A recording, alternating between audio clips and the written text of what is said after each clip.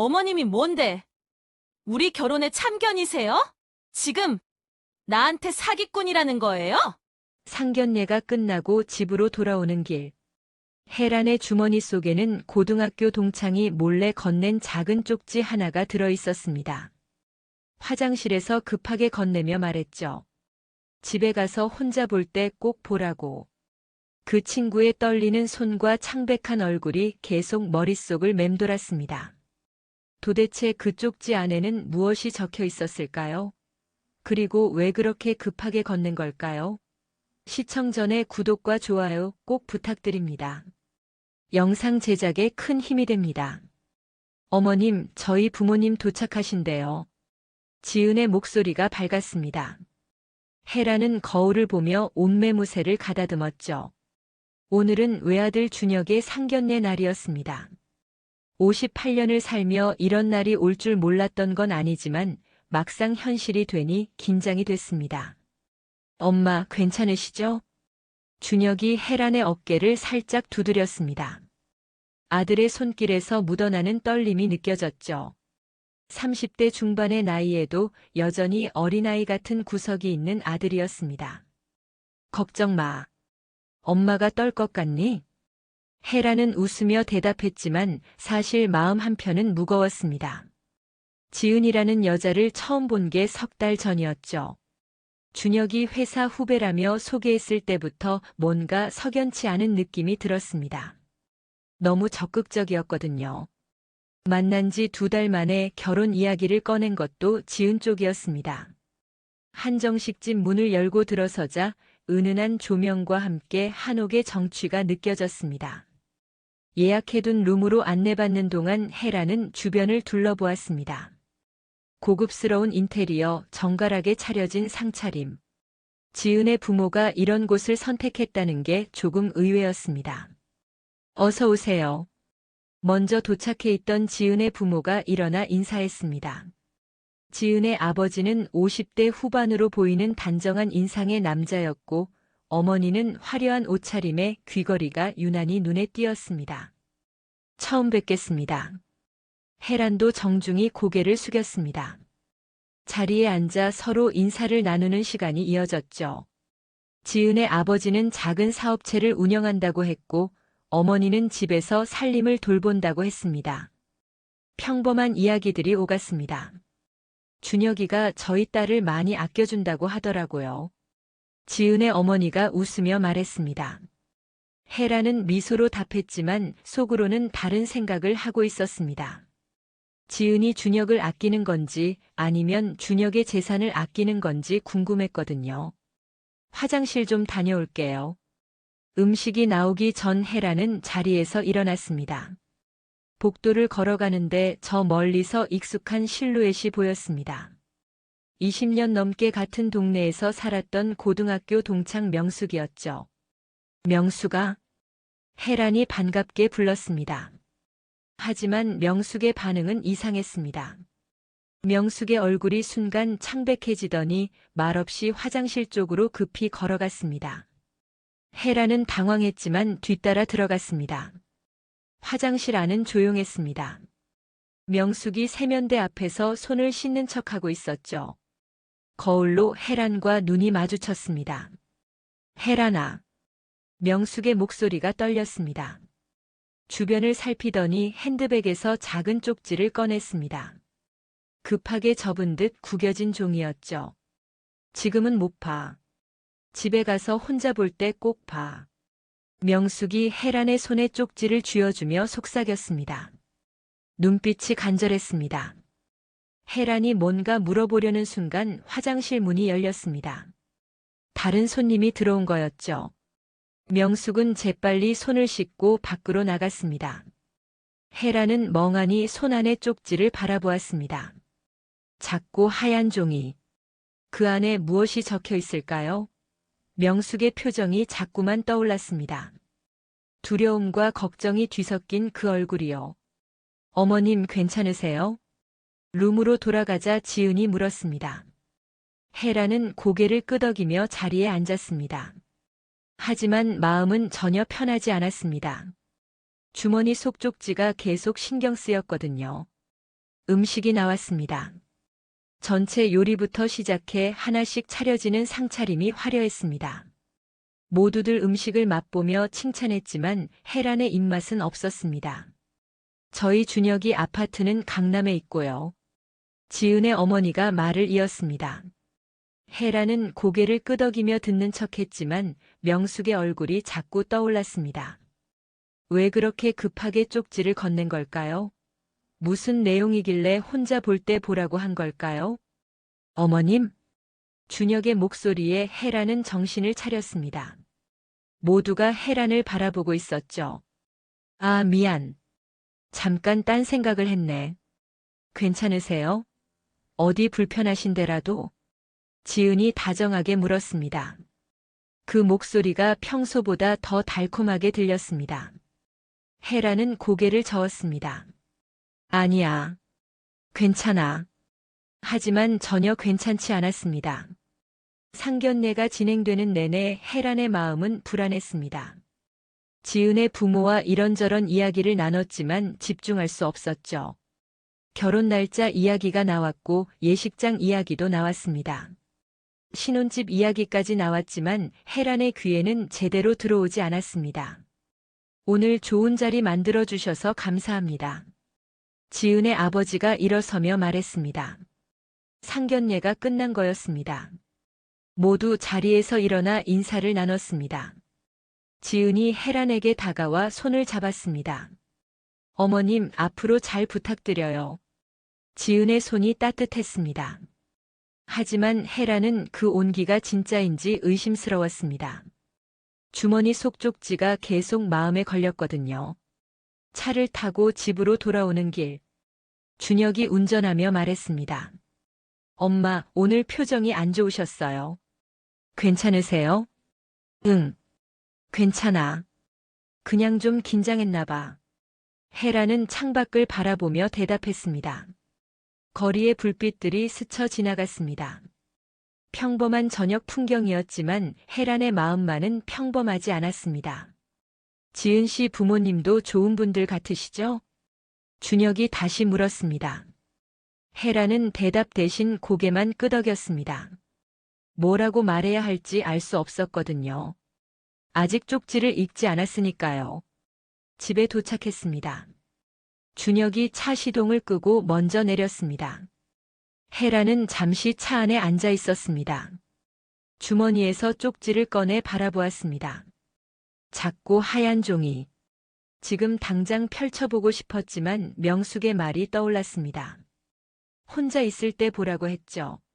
엄마 안 내리세요? 준혁이 차 문을 열며 물었습니다. 혜란은 재빨리 쪽지를 주머니에 넣고 내렸습니다. 문을 열고 집에 들어섰습니다. 준혁은 거실 소파에 앉아 텔레비전을 켰습니다. 엄마, 물 드릴까요? 아니야. 괜찮아. 나 먼저 방에 들어갈게. 혜란은 서둘러 방으로 향했습니다. 가슴이 두근거렸습니다. 방문을 닫고 잠갔습니다. 이런 행동을 한 게 언제였던가 싶었습니다. 침대에 앉아 주머니에서 쪽지를 꺼냈습니다. 손이 떨렸습니다. 천천히 종이를 펼쳤습니다. 명숙의 급한 글씨체가 보였습니다. 첫 문장을 읽는 순간 혜란의 얼굴이 굳어졌습니다. 혜란아, 이 말하기 정말 힘들었어. 하지만 안 할 수가 없었어. 혜란은 다음 줄을 읽었습니다. 지은이가 우리 회사에 있었어. 우리 딸 하영이랑 같은 부서였거든. 그 여자 소문 정말 안 좋았어. 혜란의 심장이 빠르게 뛰었습니다. 다음 문장들을 읽어 내려갔습니다. 부장님 포함해서 돈 많은 남자 3명을 동시에 만났대. 결국 다 망가뜨렸어. 부장님은 아내한테 들켜서 이혼했고 다른 2명도 비슷하게 끝났어. 혜란은 숨을 깊이 들이마셨습니다. 하지만 더 충격적인 내용은 뒤에 있었습니다. 이번엔 외아들의 부동산 많은 집을 골랐다더라. 애 낳고 1년에서 2년 안에 사고를 만들 거래. 생명보험을 여러 개 들려놨다고 자랑했대. 혜란의 손에서 쪽지가 떨어질 뻔했습니다. 다시 잡아들고 마지막 부분을 읽었습니다. 하영이가 회사 흡연실에서 직접 들었어. 지은이가 누군가랑 통화하면서 한 말이야. 믿기 싫겠지만 사실이야. 내가 거짓말할 이유가 없잖아. 조심해. 쪽지 끝에는 명숙의 전화번호가 적혀 있었습니다. 혜라는 쪽지를 내려놓고 침대에 주저앉았습니다. 머리가 복잡했습니다. 이게 무슨 일인가 싶었죠. 예비 며느리가 아들을 노리고 접근했다니. 생명보험을 들려놓고 사고를 만들 계획이라니. 믿을 수 없는 이야기였습니다. 하지만 명숙이 거짓말을 할 이유가 없었습니다. 20년을 알고 지낸 친구였으니까요. 혜라는 쪽지를 다시 집어들었습니다. 한 글자 한 글자 천천히 읽었습니다. 혹시 자신이 잘못 본 건 아닐까 싶어서였죠. 하지만 내용은 똑같았습니다. 지은이라는 여자가 얼마나 위험한 사람인지 명확하게 적혀 있었습니다. 엄마 괜찮으세요? 문 밖에서 준혁의 목소리가 들렸습니다. 혜라는 재빨리 쪽지를 서랍 깊숙이 숨겼습니다. 응, 괜찮아. 그냥 좀 쉬려고. 알겠어요. 푹 쉬세요. 준혁의 발소리가 멀어졌습니다. 혜라는 서랍을 바라보았습니다. 저 작은 종이 안에 담긴 진실을 아들에게 어떻게 말해야 할까요? 준혁은 지은을 정말 좋아했습니다. 결혼까지 생각하는 사이였죠. 혜라는 핸드폰을 꺼내 명숙의 번호를 눌렀습니다. 신호음이 2번 울렸습니다. 여보세요? 명숙의 목소리가 조심스러웠습니다. 나야. 혜란이. 아, 혜란아. 쪽지 봤구나. 응. 방금 봤어. 명수가 이게 정말 사실이야? 한동안 침묵이 흘렀습니다. 명숙이 한숨을 쉬는 소리가 들렸습니다. 사실이야. 우리 하영이가 직접 들었어. 거짓말 아니야. 혜란의 가슴이 무너졌습니다. 더 자세히 말해줄 수 있어? 내일 만날래? 전화로 하긴 좀 그래. 그래. 내일 봐. 전화를 끊고 혜라는 천장을 바라보았습니다. 오늘 상견례 자리에서 본 지은의 모습이 떠올랐습니다. 밝게 웃던 얼굴, 다정하게 말하던 목소리. 그 모든 게 연기였단 말인가요? 혜라는 침대에 누웠습니다. 하지만 잠이 올 리 없었습니다. 머릿속에서 계속 같은 생각이 맴돌았습니다. 준혁을 지켜야 한다. 어떻게든 아들을 보호해야 한다. 시계를 보니 밤 11시였습니다. 준혁은 이미 잠들었을 시간이었습니다. 혜라는 조용히 방문을 열고 나왔습니다. 거실은 어두웠습니다. 준혁의 방에서 불빛이 새어나오지 않았습니다. 부엌으로 가서 물을 한 잔 마셨습니다. 차가운 물이 목구멍을 타고 내려갔지만 답답함은 가시지 않았습니다. 창밖을 바라보았습니다. 밤하늘에 별이 보였습니다. 저 별들도 이 상황을 보고 있을까요? 혜라는 다시 방으로 돌아왔습니다. 서랍을 열고 쪽지를 꺼냈습니다. 한 번 더 읽어보았습니다. 읽을 때마다 새롭게 보이는 부분들이 있었습니다. 생명보험을 여러 개 들려놨다는 부분이 특히 마음에 걸렸습니다. 혜라는 문득 며칠 전 일이 떠올랐습니다. 준혁이 말했었죠. 엄마, 지은이가 보험 하나 들라고 하는데 어떻게 생각하세요? 그때 혜라는 별 생각 없이 대답했습니다. 내가 필요하다고 생각하면 들어도 되지. 지금 생각해보니 그게 시작이었던 것 같습니다. 지은이 보험을 권유한 게 한두 번이 아니었거든요. 처음엔 건강보험이라고 했고 나중엔 암보험이라고 했습니다. 그리고 최근엔 종신보험 이야기도 꺼냈었죠. 혜라는 등골이 서늘해졌습니다. 지은의 계획이 이미 시작됐다는 뜻이었습니다. 보험을 들려놓고 사고를 만들 준비를 하고 있었던 거죠. 핸드폰을 다시 들었습니다. 명숙에게 문자를 보냈습니다. 내일 몇 시에 만날까? 최대한 빨리 보고 싶어. 곧 답장이 왔습니다. 아침 9시에 우리 동네 카페에서 보자. 하영이도 데려갈게. 혜라는 핸드폰을 내려놓았습니다. 내일이 기다려졌습니다. 명숙의 딸 하영에게서 직접 이야기를 들어야 했습니다. 그래야 확실해질 테니까요. 시계는 자정을 넘어가고 있었습니다. 혜라는 이불을 덮었습니다. 하지만 여전히 잠은 오지 않았습니다. 천장을 바라보며 생각했습니다. 답은 쉽게 나오지 않았습니다. 하지만 한 가지는 확실했습니다. 준혁을 지켜야 한다는 것. 어떤 일이 있어도 아들을 보호해야 한다는 것. 혜라는 눈을 감았습니다. 내일을 위해 잠을 청해야 했습니다. 아침 8시. 혜라는 일찍 일어나 준비를 마쳤습니다. 준혁은 아직 자고 있었습니다. 쪽지를 남겼습니다. 친구 만나러 갔어.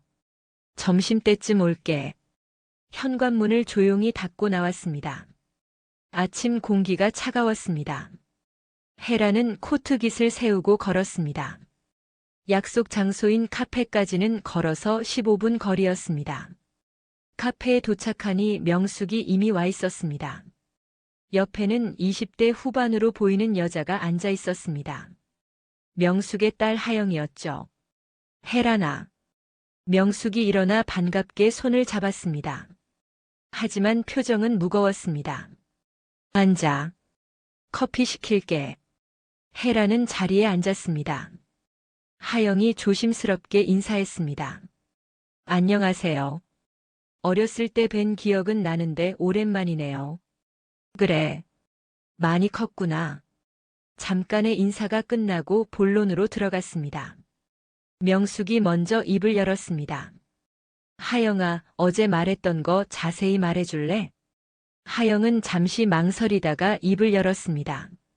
지은이라는 사람이 저희 회사에 2년 정도 있었어요. 처음엔 그냥 평범한 사람인 줄 알았는데. 하영이 말을 이었습니다. 부서가 달라서 자주 마주치진 않았는데 소문이 돌기 시작했어요.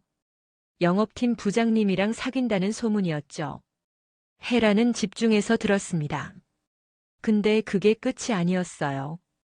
부장님뿐만 아니라 다른 부서 과장님 그리고 거래처 직원까지 3명을 동시에 만나고 있었대요. 어떻게 그걸 알았어? 혜란이 물었습니다. 회사에서 다 목격한 사람들이 있었어요. 점심시간에 각자 다른 남자들이랑 나가는 거 여러 번 봤대요. 명숙이 끼어들었습니다. 그게 다가 아니야. 하영아, 흡연실에서 들은 거 말해봐. 하영은 고개를 끄덕였습니다. 1달 전쯤이었어요. 흡연실에 담배 피우러 갔는데 지은이가 전화 통화하고 있더라고요. 무슨 내용이었어? 처음엔 그냥 일반적인 통화인 줄 알았어요. 근데 내용이 점점 이상했어요. 하영은 잠시 숨을 고르고 말을 이었습니다. 이번엔 확실해. 부동산만 10채 이상이래. 외아들이고 어머니 혼자 계신데. 완벽하지? 혜란의 얼굴이 굳어졌습니다. 더 있어요.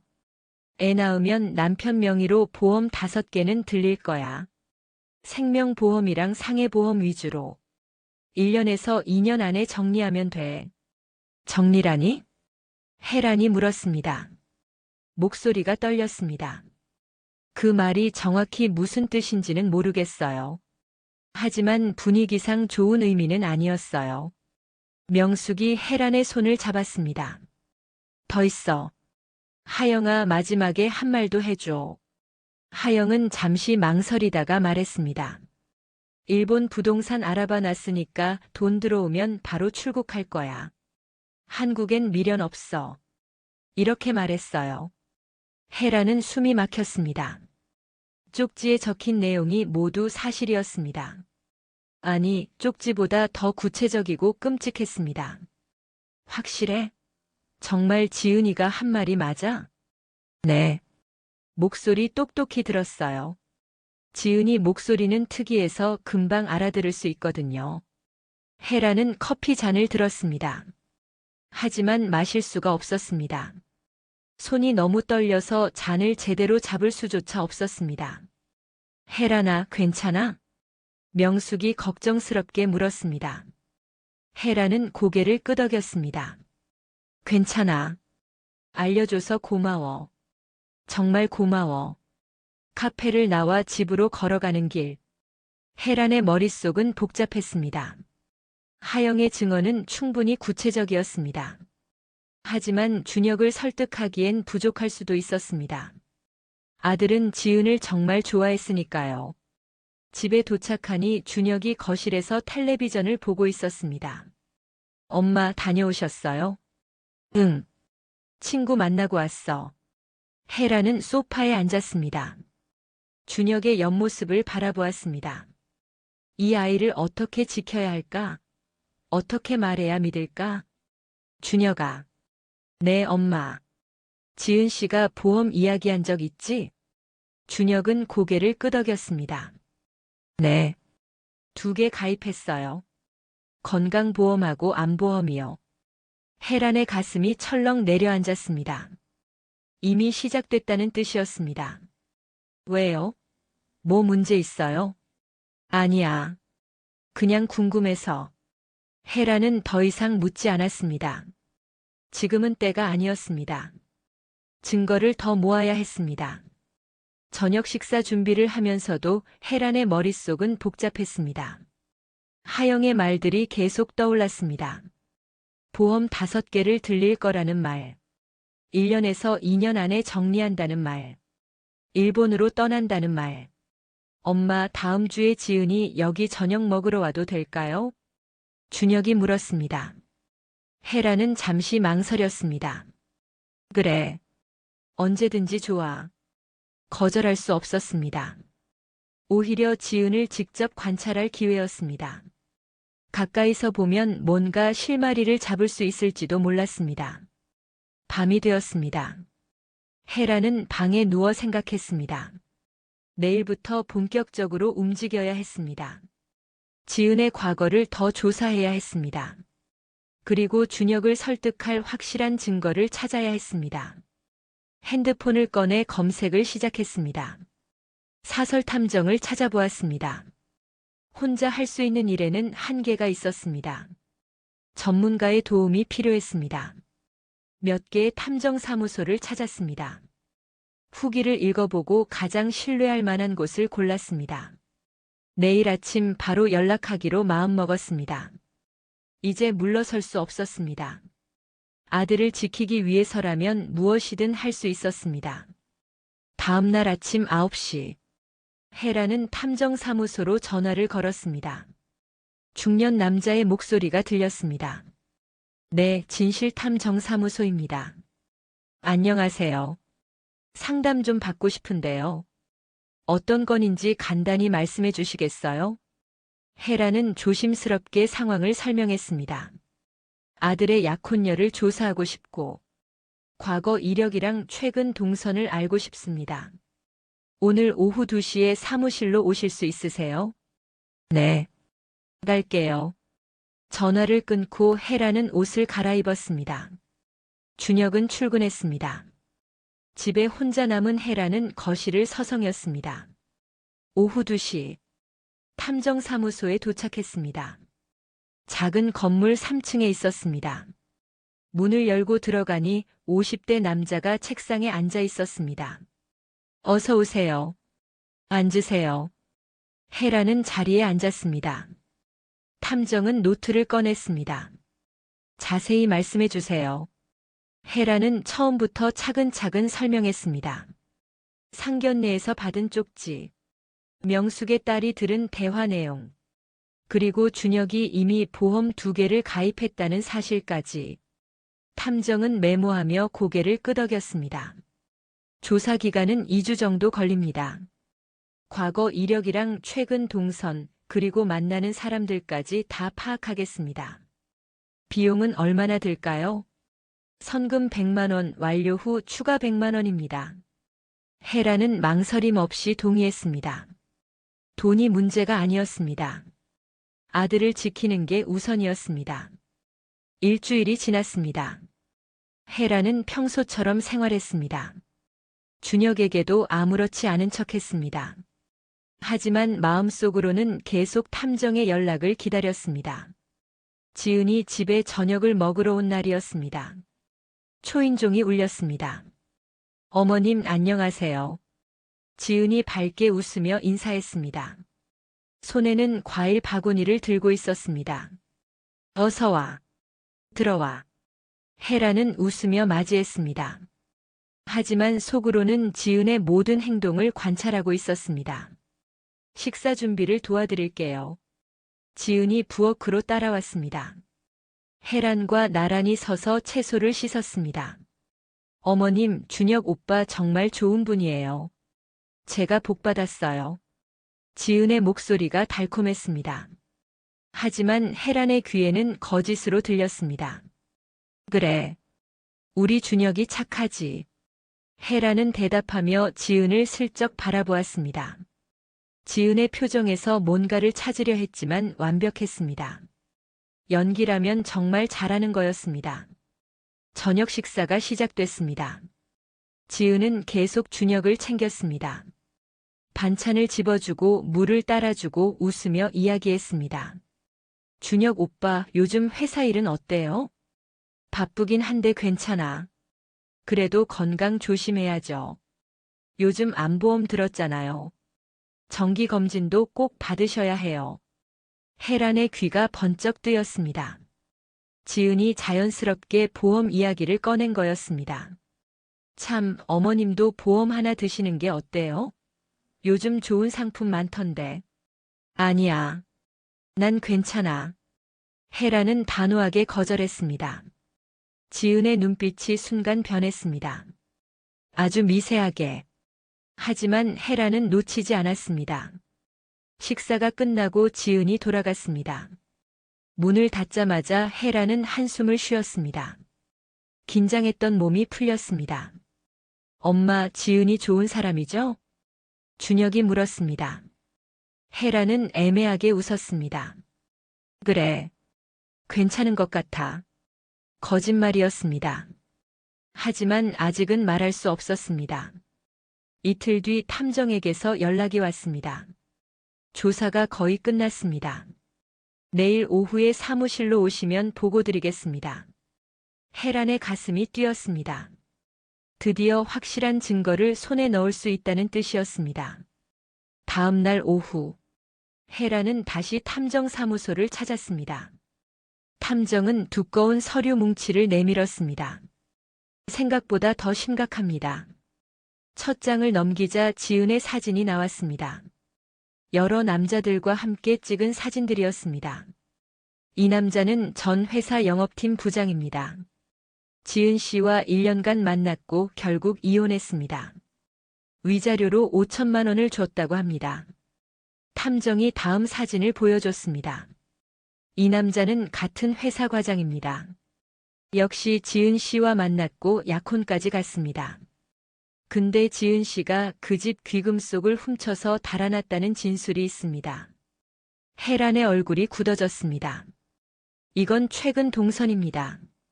탐정이 다른 서류를 펼쳤습니다. 지은이 보험 설계사 2명과 만난 기록이 있었습니다. 카페에서 찍힌 사진도 있었습니다.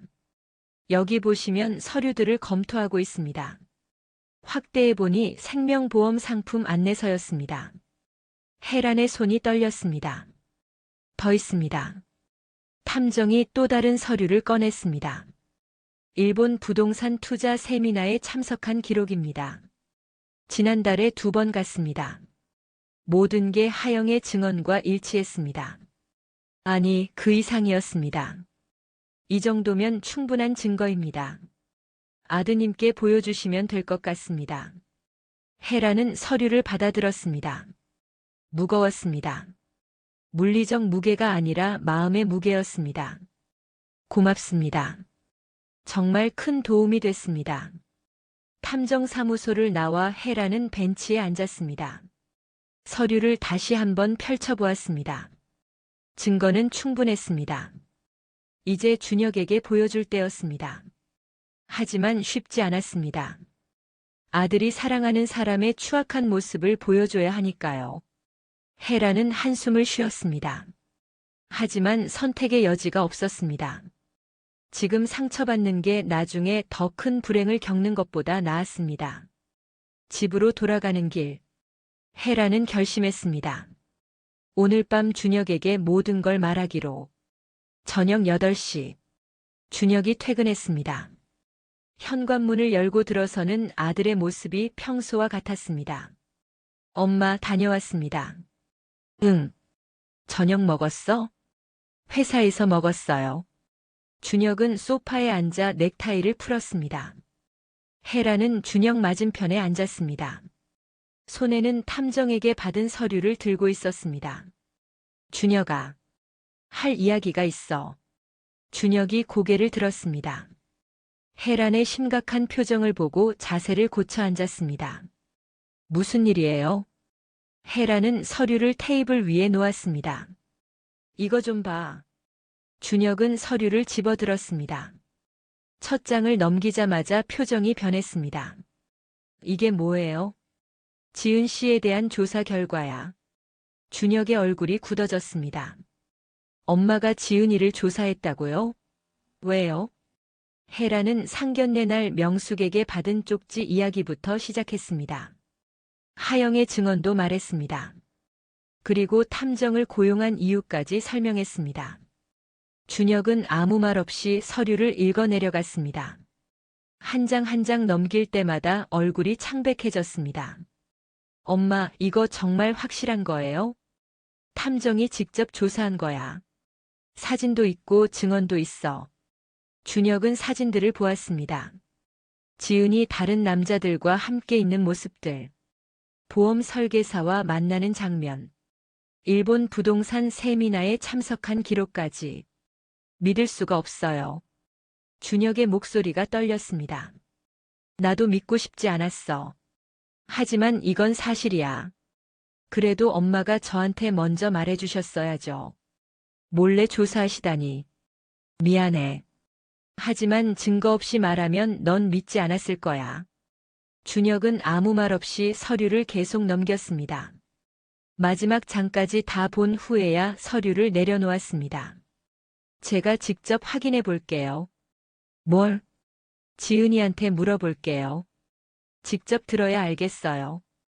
헤라는 말리고 싶었지만 참았습니다. 준혁도 확인할 권리가 있었으니까요. 알았어. 하지만 조심해. 다음 날 저녁. 준혁은 지은을 만났습니다. 조용한 카페였습니다. 지은은 밝게 웃으며 앉았습니다. 오빠 무슨 일이에요? 갑자기 만나자고 하시니까 깜짝 놀랐어요. 준혁은 가방에서 서류를 꺼냈습니다. 테이블 위에 놓았습니다. 이게 뭐예요? 지은이 서류를 펼쳤습니다. 첫 장을 보자마자 표정이 변했습니다. 설명해 줄래요? 준혁의 목소리가 차가웠습니다. 오빠, 이게 어디서 난 거예요? 어디서 났는지는 중요하지 않아요. 이게 사실인지 거짓인지가 중요하죠. 지은은 잠시 침묵했습니다. 그러더니 입을 열었습니다. 오빠 어머니가 저를 의심하시나 봐요. 전 정말 오빠를 사랑해요. 이런 건 다 오해예요. 눈물까지 흘렸습니다. 하지만 준혁은 흔들리지 않았습니다. 그럼 이 사진들은 뭐예요?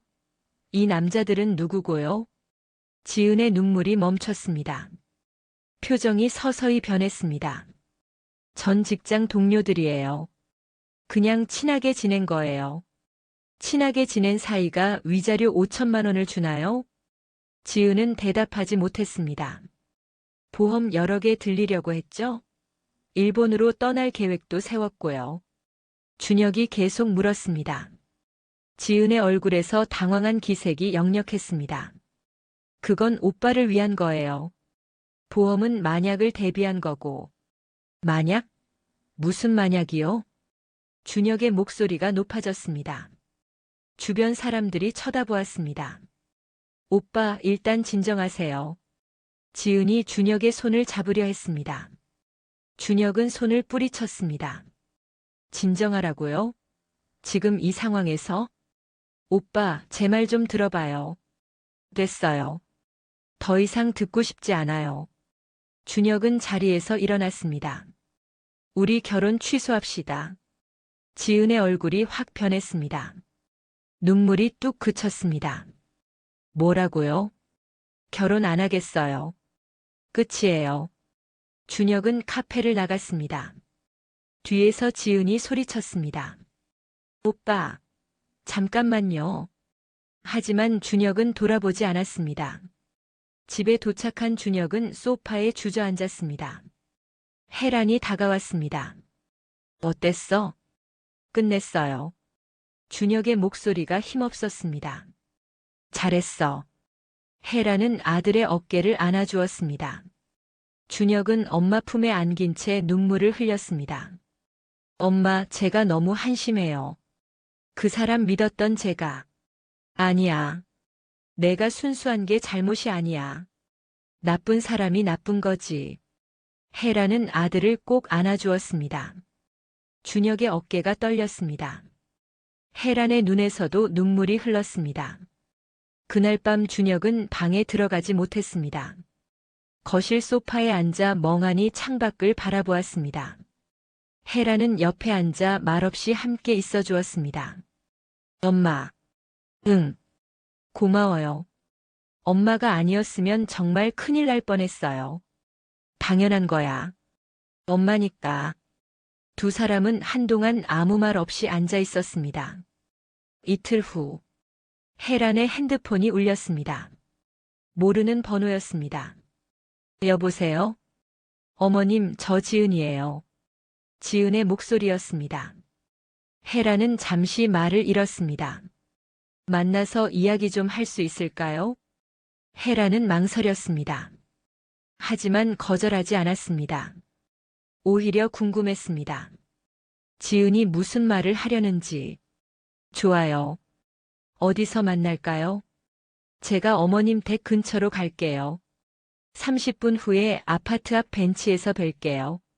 전화가 끊겼습니다. 혜란은 준혁에게 말했습니다. 지은이가 나 만나자네. 왜요? 만나시면 안 돼요. 괜찮아. 무슨 말을 하는지 들어봐야지.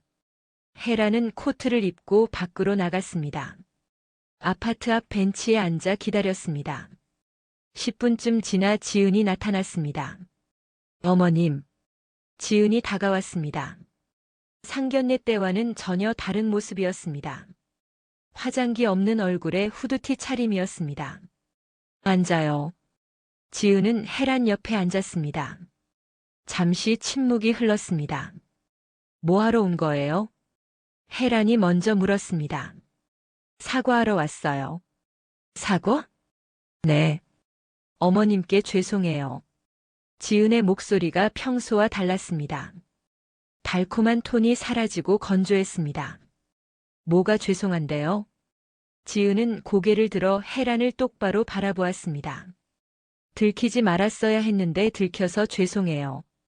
혜란은 어이가 없었습니다. 지금 무슨 소리 하는 거예요? 지은이 피식 웃었습니다. 어차피 다 들켰으니 솔직히 말할게요. 당신네 집 부동산 목록 다 조사했어요. 강남 아파트 3채, 상가 건물 2개, 그리고 준혁 오빠 명의 아파트까지. 혜란의 얼굴이 굳어졌습니다. 결혼하고 2년만 참으려고 했는데 애 낳고 보험금 받으면 일본 가려고 다 준비해뒀거든요. 지은의 목소리에서 감정이 사라졌습니다. 마치 업무 보고를 하는 것 같았습니다. 당신 미쳤어요? 미친 거 아니에요.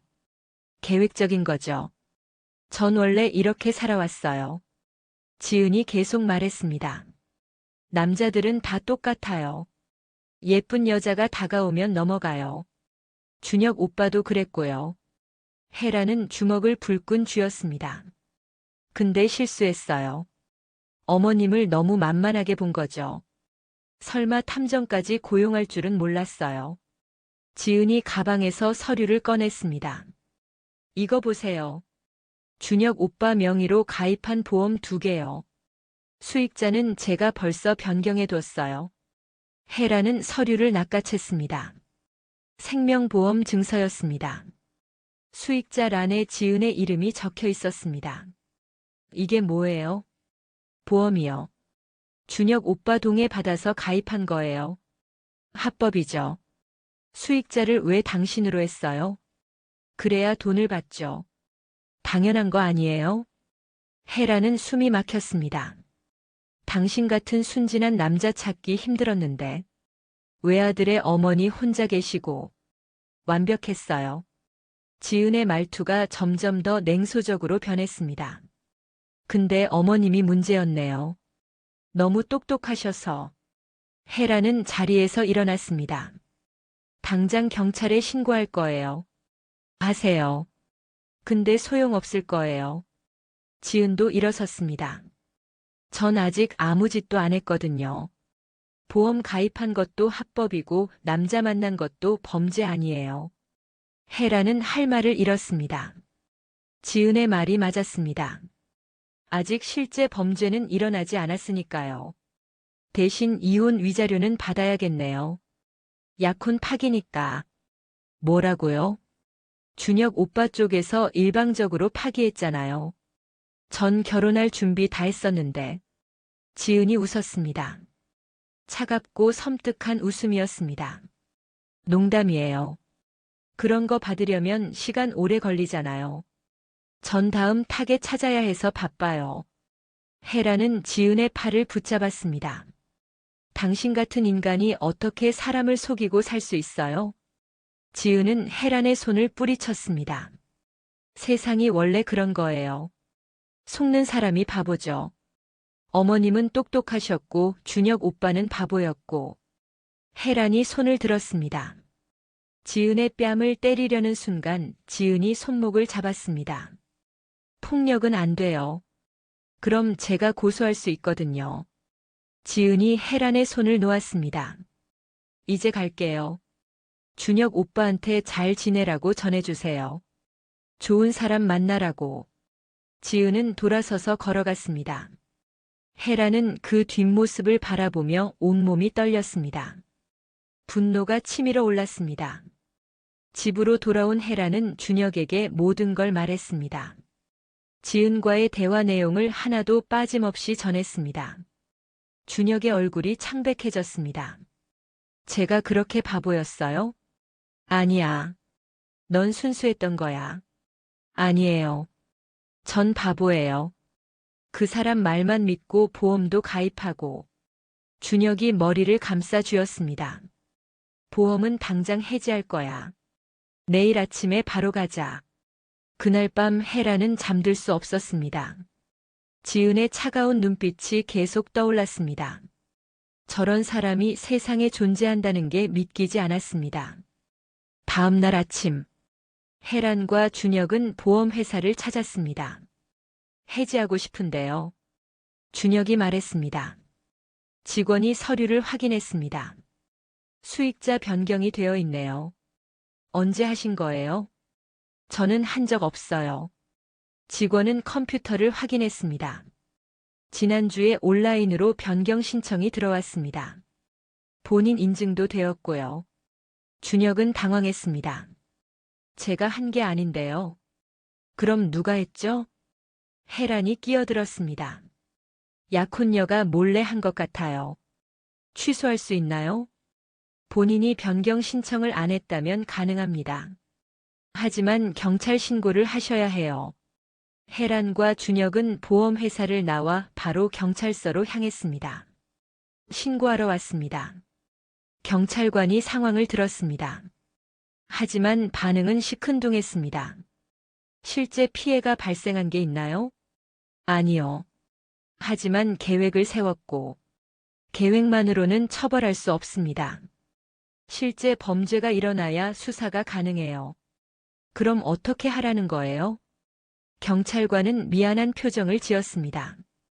보험 해지하시고 연락 끊으시고 혹시 또 접근하면 그때 다시 신고하세요. 헤란과 준혁은 경찰서를 나왔습니다.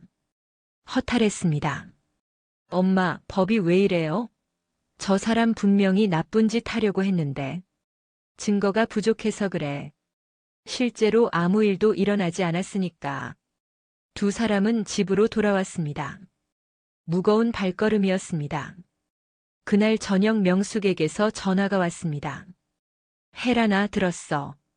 준혁이랑 지은이 결혼 취소했다며? 응, 취소했어. 잘했어. 정말 잘한 거야. 고마워. 내 덕분이야.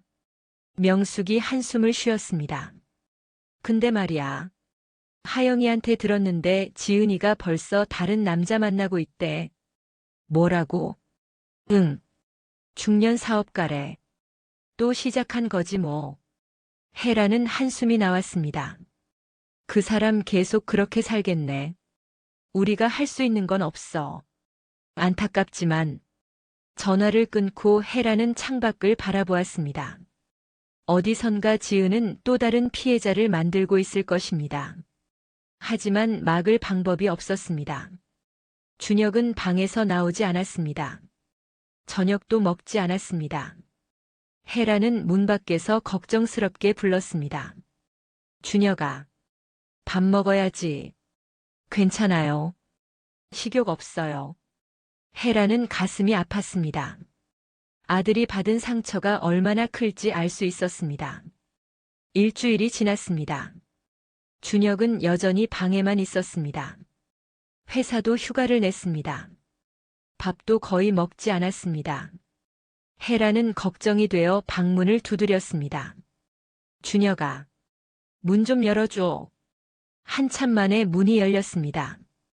준혁의 모습이 말이 아니었습니다. 수염이 자랐고 눈이 푹 꺼져 있었습니다. 언제까지 이럴 거야? 준혁은 대답 없이 다시 침대에 누웠습니다. 엄마, 저 사람 믿었던 제가 한심해요. 아니야. 넌 잘못 없어. 있어요. 전 바보였어요. 그 사람 말만 믿고 보험도 들고. 혜라는 준혁 옆에 앉았습니다. 준혁아, 내가 순수한 게 잘못이 아니야. 나쁜 사람이 나쁜 거지. 하지만 전 속았잖아요. 완전히 속았어요. 그래. 속았어. 근데 그게 뭐 어때? 다행히 큰일 나기 전에 알았잖아. 혜란이 준혁의 손을 잡았습니다. 사람을 믿는 게 잘못은 아니야. 다만 조금 더 조심해야 하는 거지. 준혁은 눈물을 흘렸습니다. 엄마, 전 이제 아무도 못 믿겠어요. 그런 말 하지 마. 세상에 나쁜 사람만 있는 건 아니야. 혜라는 준혁을 안아주었습니다. 준혁은 엄마 품에 안긴 채 한참을 울었습니다. 2주가 지났습니다. 준혁은 조금씩 나아지고 있었습니다. 방에서 나와 거실에 앉기도 했습니다. 밥도 조금씩 먹기 시작했습니다. 어느 날 저녁, 명숙이 집을 찾아왔습니다. 혜란아, 준혁이 어때? 많이 나아졌어. 이제 밥도 먹고. 다행이다. 내가 뭐 해줄 거 없을까? 내가 이미 충분히 도와줬어. 두 사람은 거실에 앉아 차를 마셨습니다. 준혁도 나와 인사했습니다. 이모 안녕하세요. 준혁아, 많이 힘들었지? 네. 근데 이제 괜찮아요. 명숙이 가방에서 봉투를 꺼냈습니다. 이거 주려고 왔어. 뭔데? 하영이가 지은이에 대해 더 알아봤대. 혹시 필요할까봐. 봉투 안에는 서류들이 들어 있었습니다. 지은의 과거 기록들이었습니다. 이 사람 전과가 있어. 사기죄로 한 번 벌금형 받았대. 혜라는 서류를 읽었습니다. 5년 전이네. 응. 그때도 남자 속여서 돈 뜯어낸 거래. 준혁도 서류를 보았습니다. 이런 사람이었구나. 명숙이 한숨을 쉬었습니다. 근데 말이야. 하영이한테 들었는데 지은이가 만나던 중년 사업가가 또 속았대. 벌써 돈 수천만 원 준 것 같다더라. 혜라는 안타까웠습니다. 그 사람도 알려줘야 하는 거 아니야? 어떻게? 우리가 누군지도 모르는데. 그렇긴 하지만. 명숙이 혜란의 손을 잡았습니다. 혜란아, 우린 준혁이 지킨 거로 된 거야. 다른 사람까지 신경 쓸 수 없어. 헤라는 고개를 끄덕였습니다. 명숙의 말이 맞았습니다. 명숙이 돌아간 후 헤라는 준혁과 둘이 남았습니다. 엄마. 응. 전 이제 사람을 어떻게 믿어야 할지 모르겠어요.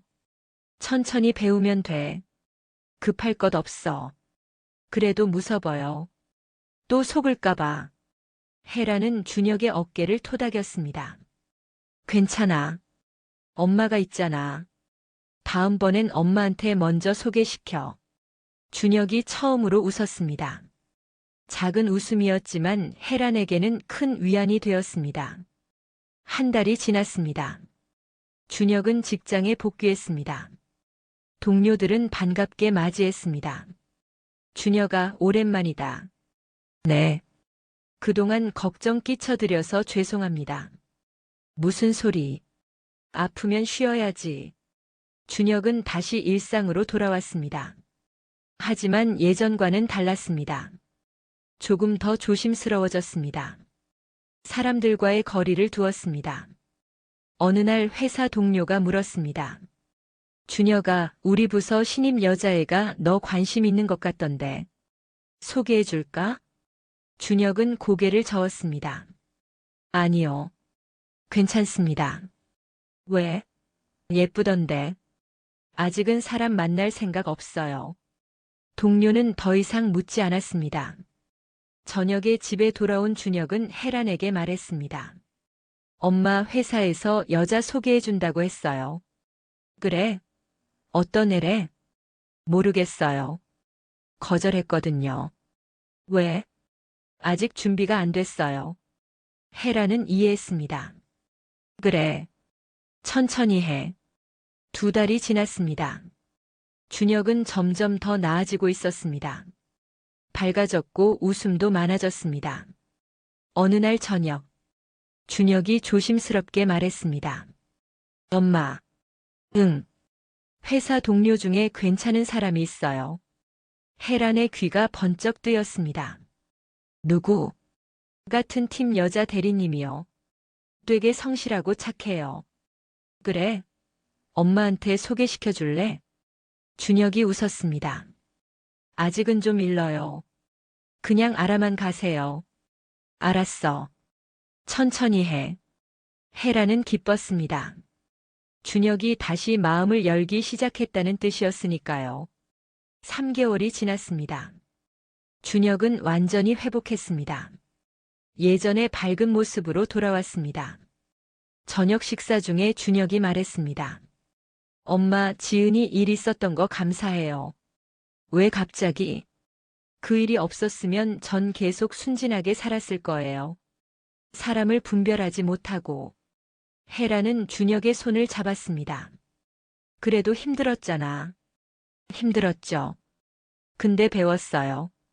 세상이 어떤 곳인지. 준혁의 눈빛이 달라져 있었습니다. 조금 더 성숙해진 눈빛이었습니다. 이번엔 천천히 알아가 보려고요. 급하지 않게. 그래. 그게 좋아. 두 사람은 서로를 보며 웃었습니다. 힘든 시간이었지만 함께 이겨냈습니다. 그리고 더 단단해졌습니다. 6개월이 지났습니다. 계절은 다시 가을이었습니다. 작년 이맘때 상견례가 있었죠. 하지만 지금은 모든 게 달라졌습니다. 헤라는 명숙과 약속이 있었습니다. 동네 카페에서 만나기로 했습니다. 명숙아. 헤란이 먼저 도착해 있었습니다. 명숙이 들어왔습니다. 헤란아. 오래 기다렸어? 아니야. 방금 왔어. 두 사람은 자리에 앉았습니다. 커피를 주문했습니다. 준혁이 어때? 많이 좋아졌어. 이제 완전히 회복했어. 다행이다. 정말 다행이야. 헤라는 명숙의 손을 잡았습니다. 명숙아. 그때 그 쪽지가 아니었으면 우리 준혁이 정말 큰일 날 뻔했어. 눈물이 글썽였습니다. 나도 말해야 하나 고민 많이 했어. 혹시 내가 오해한 건 아닐까 싶어서. 명숙도 눈시울이 붉어졌습니다. 근데 말 안 하면 안 될 것 같더라고. 친구잖아. 20년 넘게 알고 지낸. 고마워. 정말 고마워. 두 사람은 한참을 손을 잡고 있었습니다. 말이 필요 없었습니다. 그나저나 지은이는 어떻게 됐대? 명숙이 물었습니다. 모르겠어. 연락도 끊었고. 하영이한테 들었는데 또 다른 남자 만나다가 들켰대. 이번엔 그 남자가 똑똑했나 봐. 혜라는 한숨을 쉬었습니다. 그 사람도 언젠간 대가를 치를 거야. 그러게. 악행은 언젠가 돌아오니까. 두 사람은 커피를 마시며 이런저런 이야기를 나눴습니다. 동네 소식, 자식 이야기, 일상적인 대화들이었습니다. 카페를 나오며 혜란이 말했습니다. 명수가. 진짜 고마워. 내가 아니었으면. 그만해. 민망하게. 아니야. 꼭 말하고 싶었어. 넌 진짜 친구야. 명숙이 혜란을 안아주었습니다. 우리 이렇게 오래오래 건강하게 지내자. 그래. 그러자. 두 사람은 각자의 집으로 돌아갔습니다. 집에 도착하니 준혁이 거실에 앉아 있었습니다. 옆에는 낯선 여자가 있었습니다. 엄마 오셨어요? 준혁이 일어났습니다. 응. 근데 손님이? 준혁이 웃으며 소개했습니다. 소개할게요. 저희 회사 김은지 대리님이에요. 은지가 일어나 인사했습니다. 안녕하세요. 준혁 씨한테 어머님 이야기 많이 들었어요. 어서 와요. 편하게 앉아요. 혜라는 은지를 살펴보았습니다. 단정한 인상에 수수한 옷차림이었습니다. 화장도 진하지 않았습니다. 은지 씨는 어떤 일 하세요? 재무팀에서 회계 일하고 있어요. 그래요? 오래 다녔어요? 5년 정도 됐어요. 두 사람은 자연스럽게 대화를 이어갔습니다. 혜라는 은지를 관찰했습니다. 하지만 이번엔 달랐습니다. 의심이 아니라 호기심이었습니다. 저녁 준비할게요. 같이 드실래요? 아, 괜찮아요. 오래 있으면 안 될 것 같아서. 아니에요. 간단한 거니까 편하게 있어요. 혜라는 부엌으로 갔습니다. 준혁이 따라왔습니다. 엄마 어떠세요? 괜찮아 보이는데. 얼마나 만났어? 아직 얼마 안 됐어요. 한 달 정도요. 천천히 해. 네. 이번엔 천천히 할게요. 준혁의 얼굴에 미소가 번졌습니다. 조심스럽지만 행복한 미소였습니다. 저녁 식사가 시작됐습니다. 세 사람은 편하게 대화를 나눴습니다. 준혁 씨한테 어머님이 정말 대단하시다고 들었어요. 은지가 말했습니다. 무슨 소리예요? 그냥 평범한 엄마죠. 아니에요. 준혁 씨 말로는 위기에서 구해주셨다고. 혜라는 준혁을 바라보았습니다.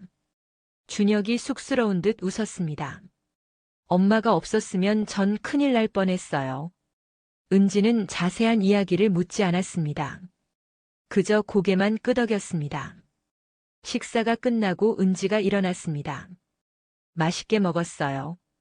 다음에 또 뵐게요. 그래요. 언제든지 와요. 준혁이 은지를 배웅했습니다. 현관문이 닫히고 준혁이 돌아왔습니다. 엄마 어땠어요? 괜찮은 것 같아. 착해 보여. 다행이다. 근데 이번엔 정말 천천히 해야 해. 알아요. 엄마 말씀대로 할게요. 혜라는 안심했습니다. 준혁이 조심스럽게 접근하고 있었으니까요. 그날 밤, 혜라는 창가에 서서 밖을 바라보았습니다. 가로등 불빛이 따뜻했습니다. 거리를 걷는 사람들이 보였습니다. 지난 6개월이 주마등처럼 스쳐 지나갔습니다. 상견례 날 받은 쪽지, 명숙의 간절한 눈빛, 지은의 차가운 본 모습, 그리고 준혁의 눈물까지. 힘든 시간이었습니다. 하지만 이겨냈습니다. 함께였기에 가능했습니다. 혜라는 서랍을 열었습니다. 그 쪽지가 아직 그곳에 있었습니다. 꺼내서 펼쳐보았습니다.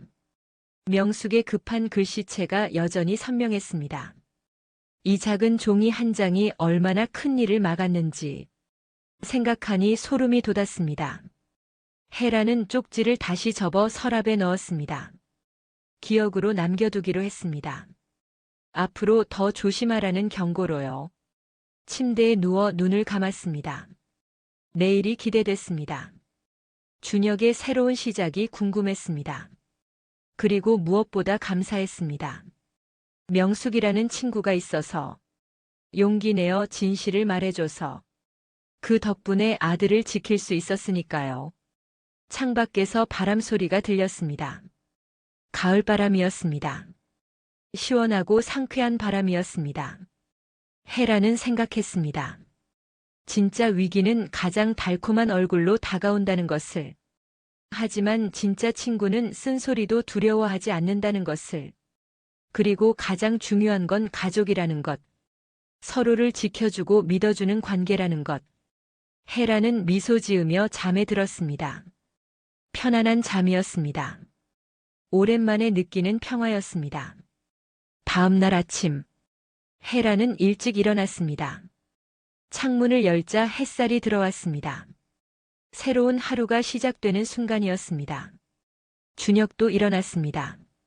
엄마 아침 먹고 갈게요. 그래. 준비해놨어. 두 사람은 나란히 앉아 아침을 먹었습니다. 평범한 아침이었습니다.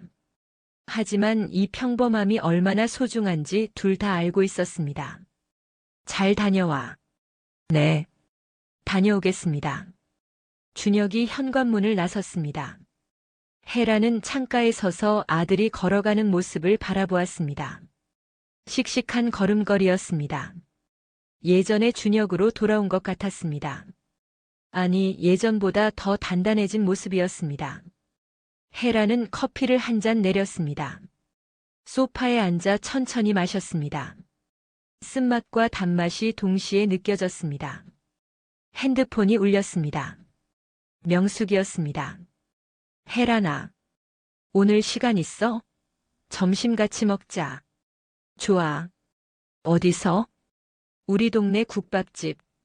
알았어. 12시에 보자. 전화를 끊고 헤라는 웃었습니다. 명숙이라는 친구가 있어 행복했습니다. 시계를 보니 오전 9시였습니다. 점심시간까지 3시간이 남았습니다. 헤라는 청소를 시작했습니다. 걸레질을 하며 생각했습니다. 앞으로 준혁이 어떤 사람을 만날지, 어떤 인생을 살아갈지 모두 궁금했습니다. 하지만 한 가지는 확실했습니다. 어떤 일이 있어도 엄마로서 아들을 지키겠다는 것, 그리고 더 이상 쉽게 속지 않도록 가르치겠다는 것. 청소를 마치고 헤라는 거울을 보았습니다. 옷을 갈아입고 외출 준비를 했습니다. 명숙을 만나러 가는 길은 발걸음이 가벼웠습니다. 세상에는 가장 가까운 사람의 얼굴을 하고 다가오는 위험이 있습니다. 달콤한 말과 다정한 미소 뒤에 숨겨진 진짜 의도를 알아채기란 쉽지 않습니다. 하지만 가족은 다릅니다. 아무리 힘들어도 끝까지 당신을 지키려 하는 사람, 그게 바로 가족입니다.